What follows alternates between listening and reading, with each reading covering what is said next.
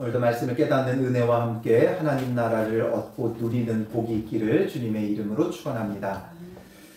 우리가 오늘 본문의 말씀을 보면 예수님께서 화 있을진저 하면서 바리새인과 서기관들의 모습에 대하여 강하게 질타하고 있어요. 예수님께서 화 있을진저 이렇게 저주를 말씀하시는데 이것을 보면 우리에게 당황스럽죠. 예수님께서는 늘 사랑으로 말씀하셨는데 이 분노에 찬 언어로 말씀하시는 경우는 극히 드문 장면이기 때문에 그렇습니다. 그런데 이 화 있을진저 이건 저주받을 것이다. 저주하는 건데 왜 예수님께서 이런 저주의 말씀을 하시느냐라는 거예요. 정말 그들을 바리새인과 서기관들을 저주하고 그들을 징벌하고 멸하고자 이런 말씀을 하시는 게 아니에요.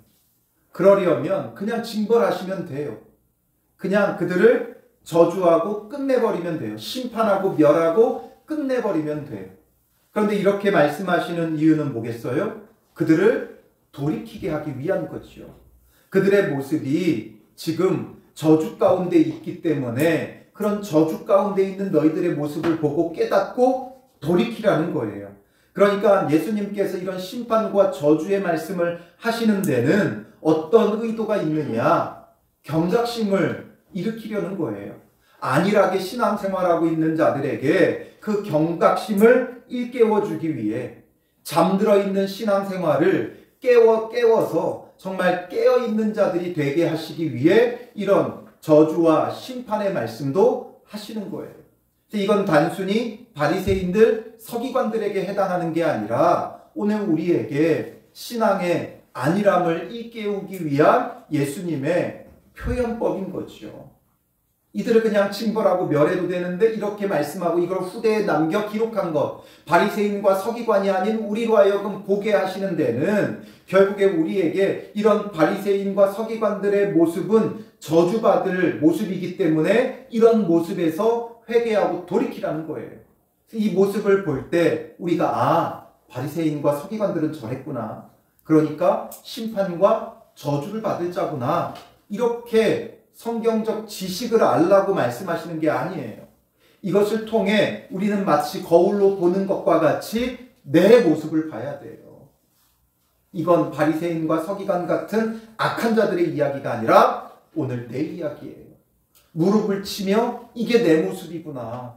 내가 이렇게 화 있는 저주를 받을 심판을 받을 만한 모습 가운데 있구나 생각하며 경각심을 갖고 일깨우고 회개하고 정말 주님 앞에 순종하는 거룩한 믿음의 사람이 되는 게 중요한 거예요. 그래서 이제 이 마태복음 23장에 화 있을진저 몇 번을 말씀하시는지 아세요? 7번을 말씀하세요. 그러니까 7가지 그들에게 저주받을 만한 모습을 예수님께서 책망하며 말씀하고 있는 거예요. 그런데 14절을 보면 어떻게 되어 있어요? 14절에 뭐라고 되어 있어요? 없음. 왜 없어요? 성경이 유실되어서 이 부분을 찾을 수 없어서 없음이 아니라 이 말씀이 있는데 이게 오래된 사본에는 없고 오히려 덜 오래된 사본에는 있어요. 그럼 이건 뭘 추정해 볼 수 있어요? 원래 있었던 거예요? 없었던 거예요? 없었던 건데 후대에 뭔가 설명하며 추가되었을 가능성이 높은 거예요. 그래서 원래 14절의 내용은 무엇이었냐면 화 있을진저 외식하는 서기관과 바리새인들이요 과부의 나귀는 삼키고 사람에게 보이려고 길게 기도하는도다. 그러므로 더 큰 심판을 받을 것이다. 이런 내용이 있어요. 그런데 이게 이제 오래된 사본들이 발견되면서 보니까 오래된 사본에는 없어요. 그런데 그보다 좀 덜 오래된 사본에는 있어요. 그러니까 이게 추가한 거죠. 그래서 뭔가 더 구체적으로 설명하기 위해 추가가 됐어요. 그러면 이것까지 하면 화 있을진저가 몇 번 나와요? 8번이 나오게 되죠. 이것까지 하면 이제 8번이 돼요. 그럼 우리가 이 마태복음을 묵상하면서 8가지 하면 뭐가 떠올라야 돼요? 앞에 8가지가 있었죠. 팔복이 있었잖아요. 그러니까 복과 저주. 예수님께서 공생애를 시작하고 전하신 첫 번째 메시지가 바로 팔복이었어요. 산상수훈 가운데 팔복, 8가지 복에 대해서 말씀하셨고, 이제 우리가 마태복음 23장까지 왔을 때 예수님의 공생애가 이제는 끝나가요. 마무리되어져 가요. 이제는 고난당하고 십자가에 죽으실 일들이 남겨져 있어요. 그러면서 이 마무리를 지으면서는 저주에 대해서 말씀하고 계시다는 거예요. 이것이 병행되어지며 뭔가 의도하는 바가 있지요. 처음에는 복 있다고 하셨는데, 복 있다고 시작했는데 마지막은 화 있을진저 말하고 있는 거예요. 그러니 우리가 복에 겨워. 결국에는 우리의 신앙이 정말 복받은 건데, 팔복에 대해서 뭐라고 말씀드렸어요? 이거는 복의 조건이 아니라고 했어요. 심령이 가난하기 때문에 복을 받아 천국을 얻고, 이런 의미가 아니라고 그랬죠. 심령이 가난한 복 없는 자인 것처럼 보이지만 하나님께서 복을 주신다는 거예요. 복 없는 자들, 세상적으로는 지질이 복도 없는 인생, 세상적으로는 지질이 운도 없는 인생, 세상적으로는 정말 기구한 인생처럼 보여지는데, 그런 자들에게 오히려 주님께서 복 주신다는 거예요. 천국의 원리는 뭐라고 그랬어요? 역전의 원리라고 그랬죠. 역설의 원리예요. 오히려 이 땅에서 복 있는 사람은 하나님 나라에서 복이 없는 거예요. 이 땅에서 복이 없는 자는 오히려 하나님 나라에서 복이 있는 거예요. 그러므로 우리의 삶에 보면 이 지금 팔복을 말씀하실 때 이 복 있다고 한 자들은 오히려 세상적으로는 복 없는 자들이에요. 근데 이 마지막에 화 있을진저, 주님의 심판과 저주가 임할 자들은 또 오히려 반대로 이 세상에서는 어떤 사람들이에요? 복 있는 사람들이에요. 이 세상에서는 인정받고 존중받고 거룩하고 신실한 사람들이었어요. 그래서 그들을 대표적으로 누구를 언급해요? 서기관들, 바리새인들을 말하죠. 오늘 새벽에도 말씀드렸지만 우리가 서기관, 바리새인들에 대한 편견이 있어서 그렇지, 그 당시 바리새인과 서기관들은 신앙적으로나 세상적으로나 백성들에게 지지를 받는, 존중받고 존경받는 선생님의 역할을 하는 자들이었다고요. 이들 앞에 모두가 다 머리 숙여 인사했어요. 그래서 시장에서 문안받는 것, 이런 것들이 그들의 일상이었어요. 그만큼 존중받았던 거예요. 그러니 정말 영적으로도 신실해 보이고 영적으로도 복 있어 보이는 그들, 그런데 오히려 그들이 화가 있을 것이다, 저주가 임할 것이다, 예수님은 말씀하고 계신다는 거죠. 그래서 말씀을 깊이 알다 보면 머리가 혼란스러워지기 시작을 해요. 우리가 뭘 배우든지 처음 배울 때는 재밌잖아요. 그런데 그게 점점 깊어지면 어떻게 돼요? 힘들어져요. 손을 놓게 돼요. 아이들이 다 어렸을 때는 음악을 좋아하니까 피아노를 배우기 시작을 해요. 그런데 처음에 한 손가락 하는 거 재밌고 이제 막 두 손가락 치기 시작하면 신기하죠. 근데 이제 점점 어려워지면 어떻게 돼요? 혼란스러우니까 놓아버리는 거예요. 포기하는 사람들이 많은 거예요. 뭐든지 그래요. 저도 기타를 배우다가 F코드라는 것을 배우다가 포기해버려요. 너무 어려운 거예요. 이 짚는 게 너무 어려운 거예요. 그러니까 이게 우리가 뭐든지 깊이 배워보면 혼란스러운 때가 와요. 맨 처음에는 굉장히 단순했는데 점점 깊이 들어가 보면 혼란스러워지고 어려워지고, 그러면서 뭘 깨닫게 돼요? 나의 한계를 깨닫는 거죠. 그러니까 겸손해지고 낮아지는 거예요. 말씀을 보며 혼란스러워져야 돼요. 그래서 나의 한계를 깨달아야 돼요. 내가 정말 말씀에 대해서 너무나 모르는구나, 무지하구나. 그래서 늘 배우고 듣기를 힘써야 되는 것이죠. 우리가 배우는 자리에 있는 것, 이게 겸손이에요. 다른 게 겸손이 아니라 배우는 자리에 있는 게 겸손이에요. 저도 늘 말씀을 보며 여러분들에게 자기를 부인하고 자기 십자가를 지고 주님을 따라야 됩니다, 낮아져야 됩니다, 섬겨야 됩니다 외치지만 뭐가 정말 낮아지는 건지를 몰랐어요. 그런데 이번에 마태복음을 막 다시 한번 묵상하다 보니까 정말 어린 아이에게 귀 기울이는 거. 그게 뭐예요? 배우는 거예요. 어린 아이에게조차도 배우는 거예요. 우리는 어린 아이들 늘 가르치려고 하죠. 이거 하지 마, 저거 하지 마, 안 돼, 하면 안 돼, 이러죠. 근데 그 아이들이 그렇게 하는 다 이유들이 있어요. 보면 배울 게 너무나도 많이 있어요. 그래서 진정한 겸손은 늘 배우는 자리에 있는 거예요. 바리새인과 서기관들이 왜 이렇게 변질되어졌느냐? 율법에 대해 그렇게 많은 지식이 있는데 왜 이렇게 변질되었느냐? 결국에는 가르치려고 하는 게 문제였던 거예요. 배우려고 하지 않고 가르치려고 해요. 그런데 그게 오늘 신앙생활 좀 했다 하는 사람들이 대부분 그래요. 꼭 자꾸만 뭔가 답을 주려고 해요. 꼭 뭔가를 가르치려고 해요. 그래서 이렇게 해야 된다, 저렇게 해야 된다. 물론 그 가운데 제일 심각한 사람은 목회자들이죠. 늘 말씀을 가르치다 보니까 답을 줘야 될 것 같아요. 뭔가 그 이야기를 듣고 공감하고 함께 기도하기보다는 이렇게 해야 됩니다, 저렇게 해야 됩니다. 자꾸만 답을 주려고 해요. 그리고 모든 성도들이 신앙생활을 좀 했다고 하면 자기보다 신앙의 어떤 연륜이 좀 부족한 사람들이 뭔가 고민하고 있고 뭐 이렇게 하면 그거에 대해서 자꾸 가르치려고 하죠. 그건 이런 거야, 저런 거야, 이렇게 해야 돼, 저렇게 해야 돼. 믿음으로 이러면서 자꾸만 가르치죠. 기도해야 돼, 뭐 해야 돼, 뭐 해야 돼, 이거 해야 돼, 저거 해야 돼, 이렇게 해야 돼, 저렇게 해야 돼. 그러니 우리가 바리새인과 서기관들과 다를 바가 없죠. 저는 안 그래요. 아니요, 다 그래요. 안 그런 사람을 못 봤어요.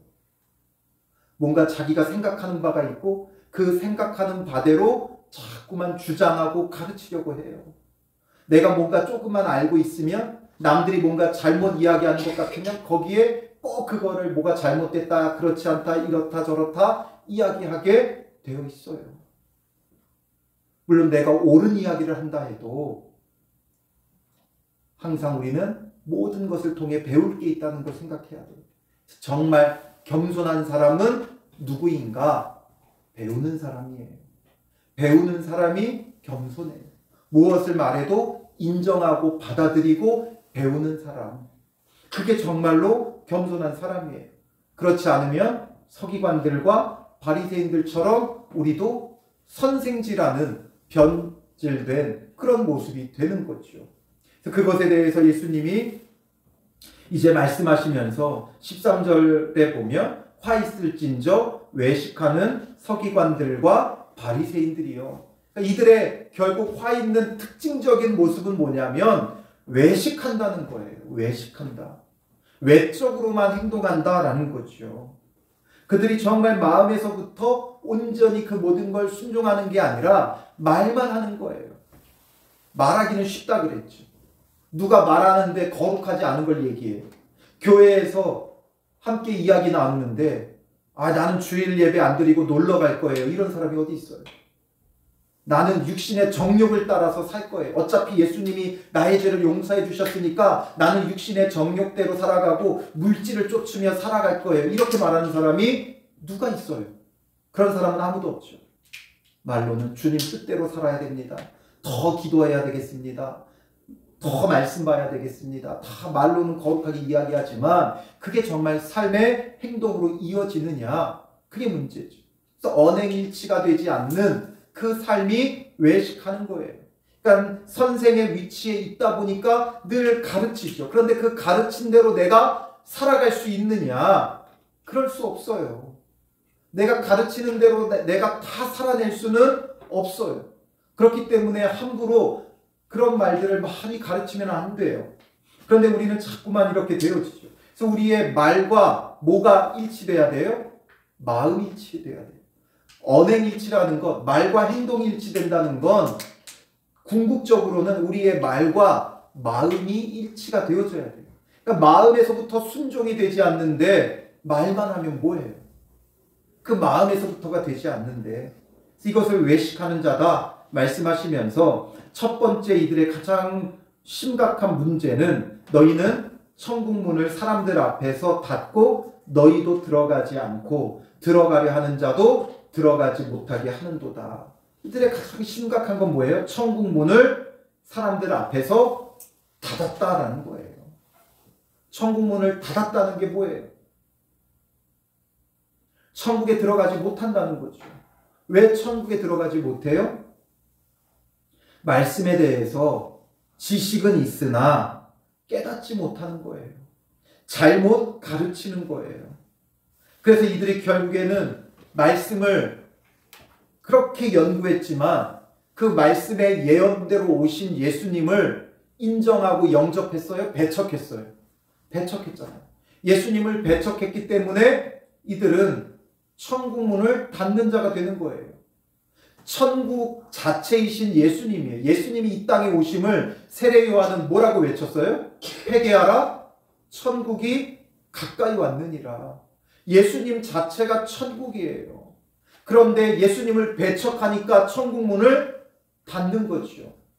말씀에 대해서 제대로 알지 못하니까 천국 문을 닫는 거예요. 말씀을 깨닫지 못하니까 천국 문을 닫는 거예요. 천국 문은 어디에 있습니까? 천국이니까 저 하늘 높고 높은 영광스러운 곳에 천국 문이 있습니까? 아니요. 제가 본 천국 문은 가장 낮은 곳에 있어요. 지옥 문은 어디에 있어요?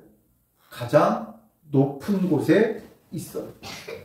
천국 문은 가장 낮은 곳에 있고 지옥 문은 가장 높은 곳에 있다. 누가 한 말이에요? 좀 적어 놓으세요. 제가 만든 말이에요. 오늘 설교 준비하다가 그냥 이런 깨달음이 와서 제가 만든 말이에요. 그래서 이걸 좀 기억을 해 놓으세요. 정말 우리가 예수 그리스도를 만나려면 가장 낮은 곳으로 가야 돼요. 왜냐? 예수님은 낮은 곳에 오셨기 때문에 그래요. 하늘의 영광 보좌를 버리고 낮고 낮은 이 땅에 종이 되고 또 십자가에 죽으며 죄인이 되어주시는 가장 낮은 곳까지 내려가신 분이 예수님이에요. 그렇다면 그 예수님을 만나려면, 그 십자가의 주님을 만나려면, 그 예수님을 통해 천국을 얻으려면 가장 낮은 곳에 있는 그 천국 문으로 들어가야 되는 거죠. 그런데 우리는 늘 높아지려고 해요. 헨리 나우엔이 그런 글을 썼어요. 욕망은 상향으로 움직이고 소명은 하향으로 움직인다는 거예요. 우리의 욕망은 늘 높은 곳을 바라봐요. 높은 곳을 바라보며 더 높은 자리에 앉고 더 나은 자리에 올라가기를 바라고 원하는 게 우리의 욕망이에요. 그러니 그 욕망의 끝에 높고 높은 곳에는 뭐가 있겠어요? 지옥문이 있는 거예요. 나의 욕망, 나의 욕심, 정욕, 결국 그 모든 것이 낳는 게 뭐예요? 죄죠. 그러니 지옥문이 가장 높은 곳에서 있다는 것을 우리는 놓치면 안 되는 거죠. 그런데 이들은 가르치며 엉뚱한 것을 가르치고 제대로 말씀을 깨닫지 못하고 낮아지는 것에 대해서 가르치지 않으니까 천국문을 닫은 거예요.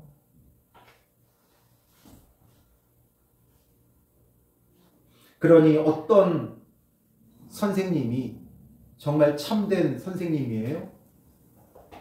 높이 올라가는 것을 가르치는 선생님이 아니라 더 낮은 곳으로 내려가는 것을 가르치는 사람이 진정한 선생님인 거죠. 높은 것을 바라보고 높은 곳을 향해 나아가게끔 만드는 자는 거짓 선생이에요. 결국 그 욕망으로, 높은 곳을 바라보는 욕망으로 망하게 되어 있는 거예요. 여러분들이 살아가면서 목회자들을 바라볼 때, 말씀을 가르치는 사람을 바라볼 때 이걸 기억하세요. 높이 올라가는 걸 가르치는 자는 결코 옳은 자가 아니에요. 낮아짐을 가르치는 자, 하향으로 움직이는 하향식 삶을 가르치는 자, 그게 정말 양을 돌아보는 목자죠. 사꾼 목자는 옆에서 부추기는 거예요. 그래서 그 마음을 얻고 그리고 잡아먹으려는 거죠. 높이 올라가, 높이 올라가. 그래야 내가 얻을 게 더 많다 이거예요. 그러니 높아지는 것을 바라보는 건 심판받을 모습임을 분명히 예수님께서 말씀하시는 거예요. 그리고 이제 두 번째 화 있을진저는 뭐예요? 15절에 외식하는 서기관들과 바리새인들이여 너희는 교인 한 사람을 얻기 위하여 바다와 육지를 두루 다니다가 생기면 너희보다 배나 더 지옥 자식이 되게 하는도다. 교인 하나를 얻기 위해 열심을 다한다는 거예요. 유대인들도 그러했어요. 이방인들 가운데 하나님을 인정하고 경외하는 자들이 생기면 이들에게 가서 이들에게 할례받게 해요. 그리고 할례받게 한 다음에 자기 수하에 두는 거죠. 즉 자기의 제자를 삼는 거예요. 그런데 배나 지옥 자식이 되게 한다. 그러니까 자기의 수하로 두는 거예요. 그러니까 이 본인 자체가 악한데 자기 수하에 두니까 어떻게 되겠어요? 악한 자의 두목이 되고 밑에 있는 사람은 그럼 뭐가 돼요? 행동대장이 되는 거죠. 조폭들, 깜빵은 누가 가요? 행동대장이 가는 거예요. 두목은 뒤에서 지시만 하죠. 실제로 깜빵에 가는 악한 행동을 하는 건 행동대장들이에요. 자기 밑에 두고 자기 휘하에 두고 자기 말대로 움직일 수 있는 자 만들어가지고 악한 짓을 하게 하고 깜빵 가게 하는 거예요. 이런 것처럼 자기의 제자를 만드는 사람들이 있어요. 다니면서 자기 편을 만드는 사람들이 있어요. 포장은 뭐라 그래요? 제자 훈련 이렇게 이야기를 하죠. 전도 이렇게 이야기를 하죠. 그런데 결국에는 자기 편을 만드는 거예요. 자기 편을 만들고 자기 제자를 만들어서 자기 뜻대로 움직이려고 하는 거예요. 그러니 이 서기관들 바리새인들이 막 제자를 삼으려고 했어요. 그건 결국에는 자기가 밑에 이렇게 많은 제자를 둔 자다 말하고 싶은 거죠. 자랑하고 싶고 자기를 드러내려고 하고. 그러니 그런 악한 자가 가르친 제자들은 나가서 뭐 하겠어요? 더 악한 짓을 하는 거예요. 두목의 지시를 따라서 악한 짓을 하는 거예요. 오늘 우리의 모습이 이러면 안 돼요. 제자 훈련이 이런 제자 훈련이 아니에요. 나의 제자를 삼는 게 아니라 누구의 제자를 삼는 거예요? 예수님의 제자가 되게 해야죠. 앞에서 예수님께서 뭐라 그랬어요? 너희는 랍비라 칭함을 받지 말라. 너희 선생은 하나요? 너희는 다 형제니라. 땅에 있는 자를 아버지라 하지 말라. 너희 아버지는 한 분이시니 곧 하늘에 계신 이시니라. 또한 지도자라 칭함을 받지 말라. 너희의 지도자는 한 분이시니 곧 그리스도시니라. 예수님의 제자가 되어야 돼요. 예수님이 목자가 되고 우리는 그의 양이 되어야 돼요. 그럼 목사는 뭐예요? 뭐라 그랬어요? 목사는 1번 양이라고 했죠. 1번 양. 1번 양. 가장 먼저 앞장서서 따라가는 자예요. 목사라고 해서 지도자, 선생, 아버지가 아니라 가장 먼저 앞서서 따라가면서 조교인 거죠. 조교. 이렇게 가는 거다. 이렇게 하는 거다를 몸소 보여주는 자예요. 그러니 선생, 랍비라 칭함을 받으면 안 되고 아버지라 칭함을 받으면 안 돼요. 지도자라는 칭함을 받으면 안 돼요.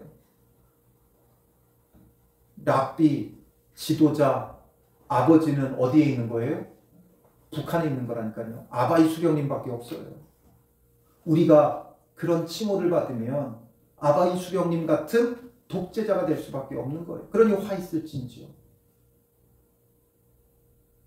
신천지가 열심히 전도하죠. 신천지가 전도해서 얻으면 어떻게 돼요? 결국에는 더 악한 자가 되는 거예요.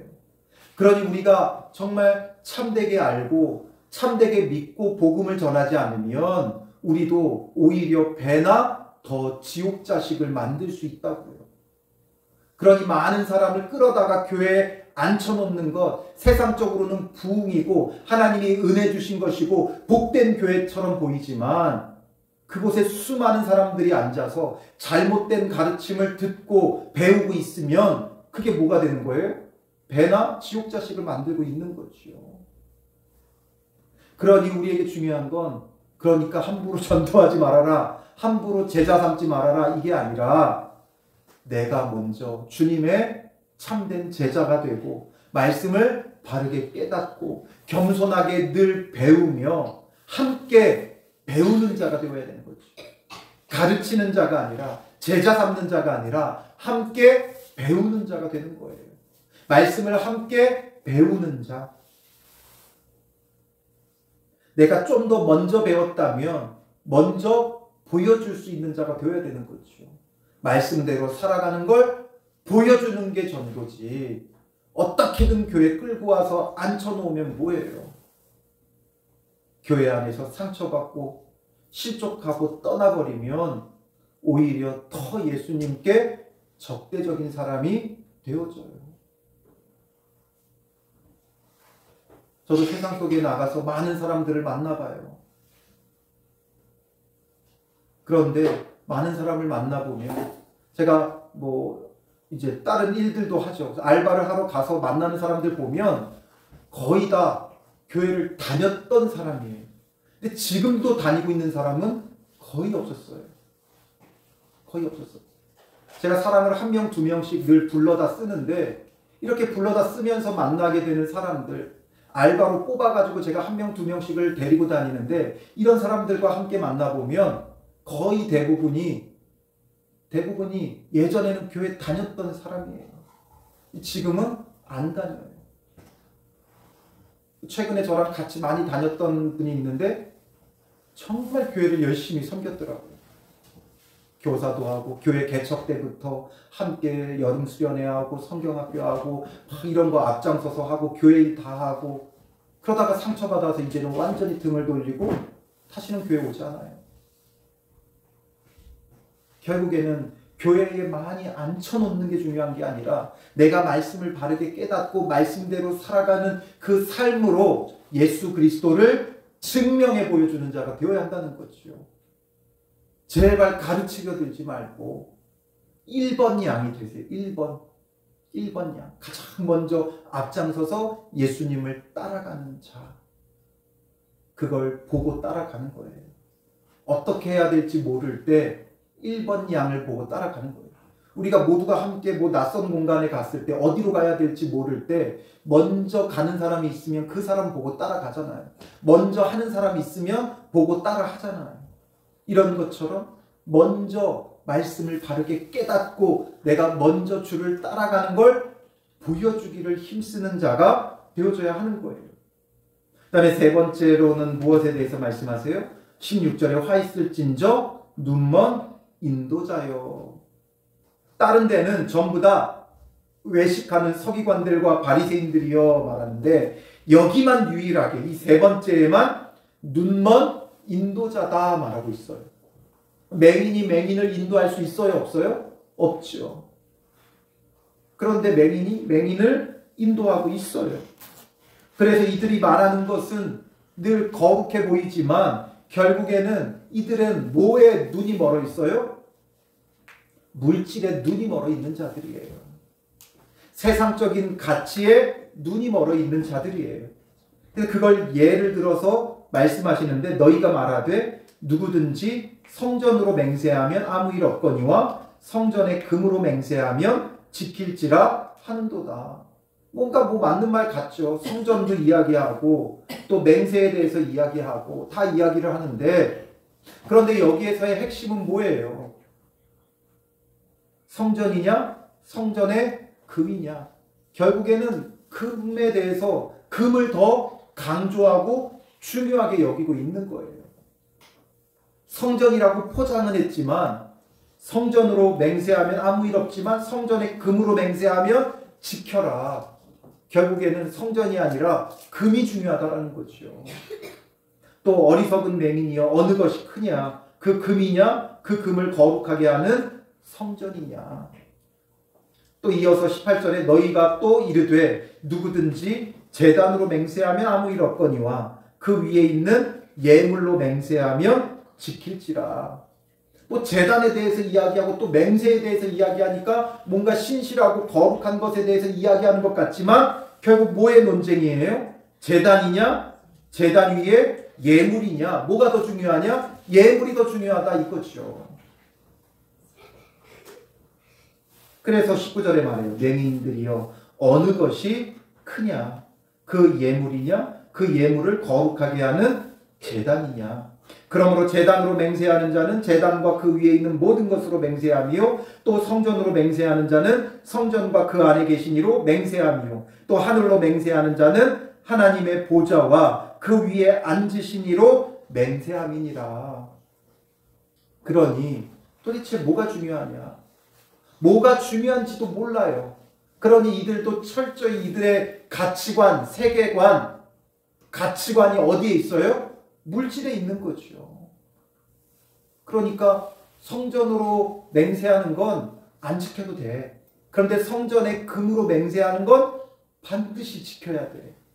그 이야기는 성전의 금으로 맹세해야 된다는 거죠. 왜 성전의 금으로 맹세해야 된다는 거예요? 안 지켰을 때는 그것으로 갚아야 돼. 그러니까 금으로 갚잖아요. 금으로 갚게 만들려고 이런 이야기를 하는 거죠. 또 제단이냐, 제단 위에 예물이냐. 결국 제단 위에 있는 예물로 맹세해야 지키는 거다. 그 얘기는 제단으로 맹세했으니까 안 지켜도 돼 이 이야기가 아니라 제단 위에 예물로 맹세해야만 한다 이 얘기예요. 그래서 그것으로 맹세하게 만들고 못 지켰을 때는 그 예물로 갚게끔 만드는 거예요. 그러나 하나님은 본래 율법에 뭐라고 말씀하셨어요? 민수기 30장 2절에 보면 사람이 여호와께 서원하였거나 결심하고 서약했으면 깨뜨리지 말고 그가 입으로 말한 대로 다 이행할 것이니라. 내 하나님 여호와께 신명기 23장 21절에도 내 하나님 여호와께 서원하거든 갚기를 더디하지 말라. 내 하나님 여호와께서 반드시 그것을 내게 요구하시리니 더디면 그것이 내게 죄가 될 것이라. 무엇으로 맹세했든지 맹세했으면 반드시 지키라는 거예요. 이행하라는 거예요. 그런데 이들은 성전으로 하면 괜찮고 성전의 금으로 하면 반드시 지켜야 된다. 제단으로 하는 건 괜찮고 제단의 예물로 맹세하면 반드시 지켜야 된다. 이러면서 의도적으로 이쪽으로 이끌어갔죠. 그래서 예수님이 이런 이들의 잘못된 헛된 가르침, 돈에 눈이 먼 이들, 세상의 가치관에 눈이 먼 이들에게 앞서서 말씀하신 게 있어요. 마태복음 5장 33절부터 37절에 보면 또 옛사람에게 말한 바 헛 맹세를 하지 말고 내 맹세한 것을 주께 지키라 하였다는 것을 너희가 들었으나 나는 너희에게 이르노니 도무지 맹세하지 말지니. 맹세하지 말아라 이거예요. 이들은 성전의 금으로 맹세하고 제단 위에 예물로 맹세하라고 가르쳤는데 예수님은 맹세하지 말아라 말씀하시는 거죠.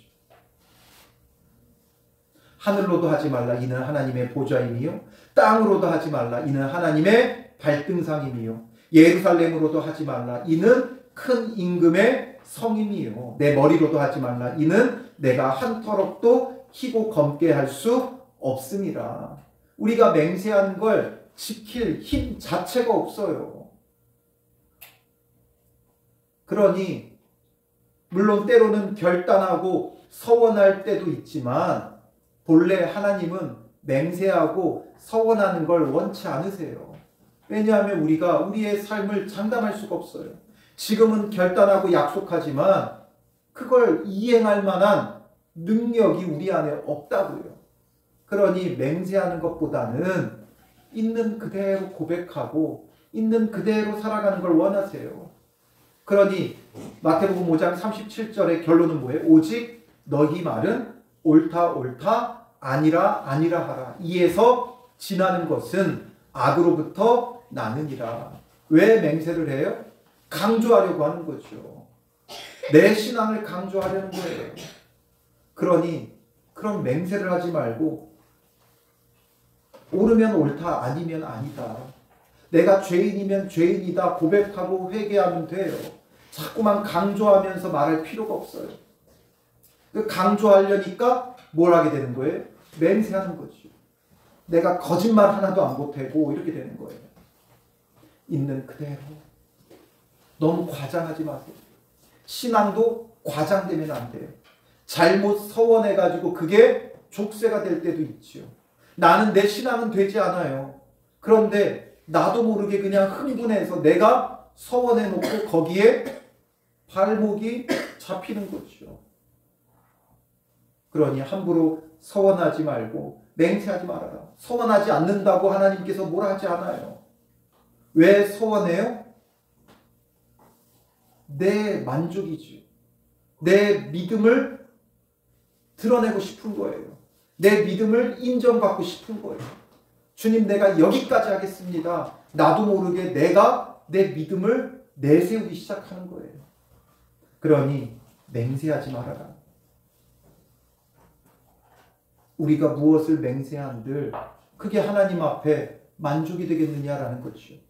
주님, 사업에 성공하게만 하시면 제가 교회를 짓겠습니다. 교회 건물 지어놓는다고 하나님께서 기뻐하시겠어요? 그곳에 참된 예배자가 없는데, 예수님 당시처럼 강도의 소굴이 되고 있는데 멋진 교회만 지어놓으면 뭐예요? 유럽에 멋지게 지어놓은 교회들이 지금 다 뭐가 됐어요? 관광지가 됐죠. 관광지가 된 걸 하나님이 그걸 관광하러 오세요? 아니잖아요. 그러니 물질로 막 서원하고 결단하고 맹세하고 이런 것 제발 하지 마세요. 결국 그런 것으로 교회가 부유해져 버렸어요.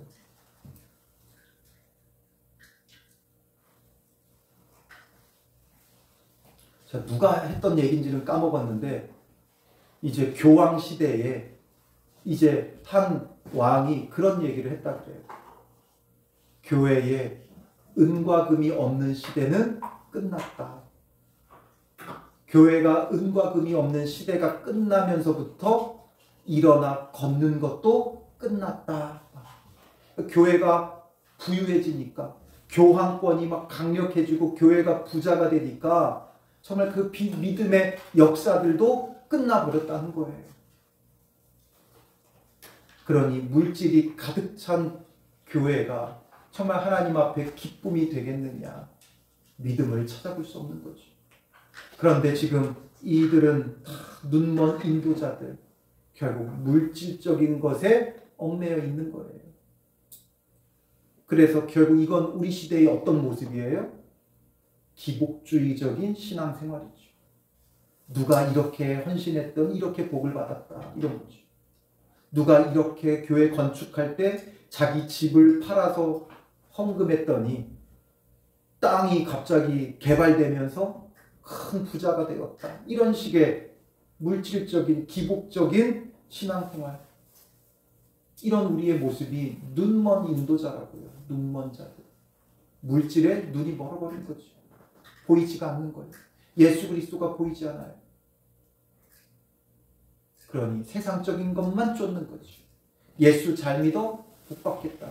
맞는 말이지만 그 복이 어떤 복이냐? 하나님이 주시는 복이냐? 내가 생각하는 세상적인 복이냐의 차이죠. 그래서 이렇게 화 있을진저 계속 말씀하시는 것. 누구 얘기예요? 옛날 옛적의 바리새인과 서기관들의 이야기예요. 그들의 모습이었는 줄 알았는데 내 모습이었다라는 거죠. 오늘은 이 세 가지만 먼저 보고 이제 이어서 나머지 것들을 보게 될 텐데, 결국에는 이 외식하는 말과 행동이 다르고 말과 마음이 다른 우리의 모습, 결국 천국문을 닫아버리고 또 내 편 만들고 또 기복주의적인 우리의 이 모습들, 이런 우리의 모습들 주님 앞에서 오늘 철저히 회개해야 될 것이죠. 우리가 얼마나 연약한 존재인가 우리가 깨달아야 돼요.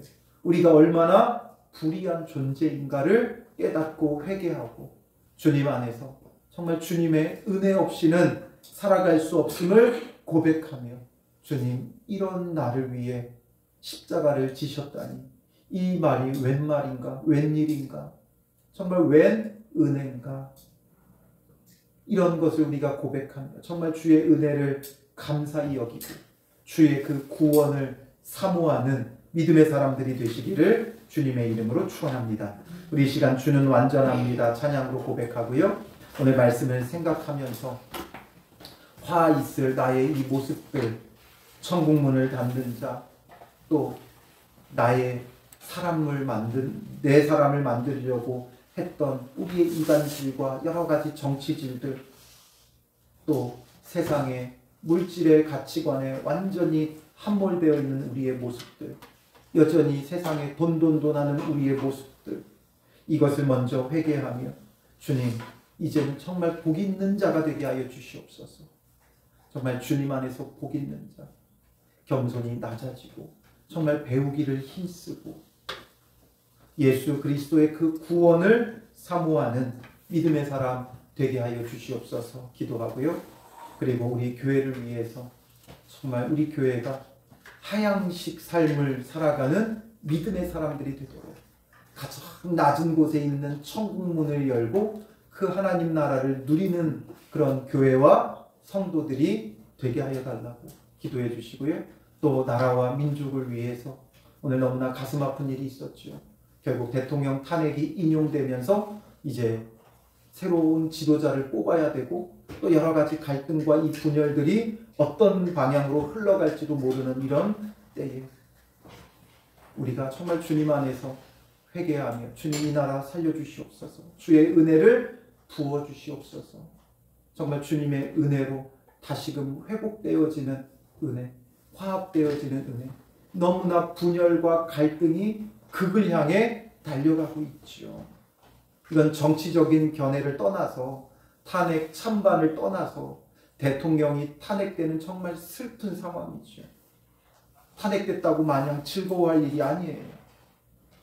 대통령이 유보되어지는 이 상황, 그리고 갈등과 분열로 자꾸만 치닫는 이런 상황, 이때에 우리가 기도하며 주님의 은혜를 구하며 낙담할 필요도 없고 또 반대로 기고만장할 필요도 없고 정말 겸손하게 주님의 은혜를 이 나라 이 민족에 부어주셔서 다시금 주의 은혜 가운데 일어나는 나라와 민족이 되게 하옵소서 기도해 주시고요.